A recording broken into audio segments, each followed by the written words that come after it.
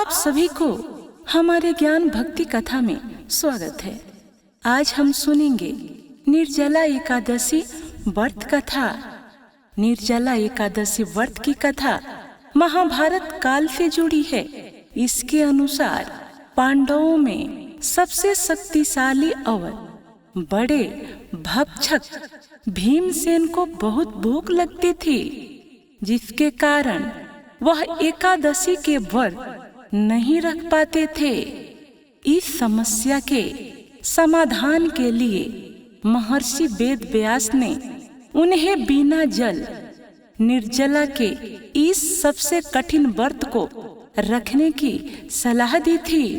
इस व्रत से जुड़ी पौराणिक कथा और मुख्य बातें इस प्रकार है।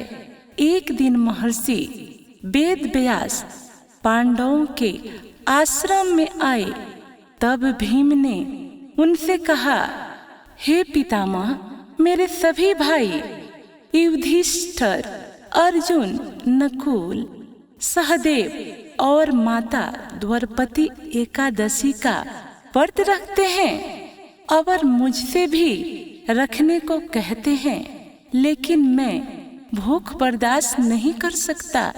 इसीलिए कृपया मुझे कोई ऐसा उपाय बताएं सभी एकादशियों का पुण्य मिल जाए। व्यास जी का सुझाव। महर्षि व्यास ने उनकी समस्या सुनकर कहा, तुम जेठ मास के शुक्ल पक्ष में आने वाली निर्जला एकादशी का व्रत करो। इस व्रत में बिना अन्न और जल के 24 घंटे उपवास रहना होता है।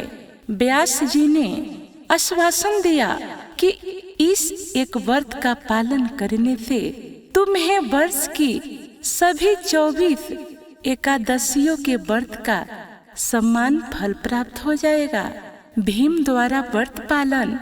महर्षि की आज्ञा मानकर भीमसेन ने इस कठिन व्रत को पूरे नियम के साथ रखा, जिसके प्रभाव से मूर्छित हो गए, लेकिन अंत में उन्होंने जल और तुलसी ग्रहण करके व्रत पूर्ण किया।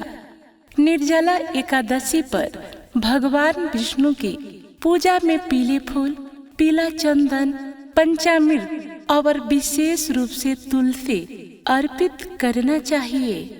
अत्यंत शुभ माना जाता है।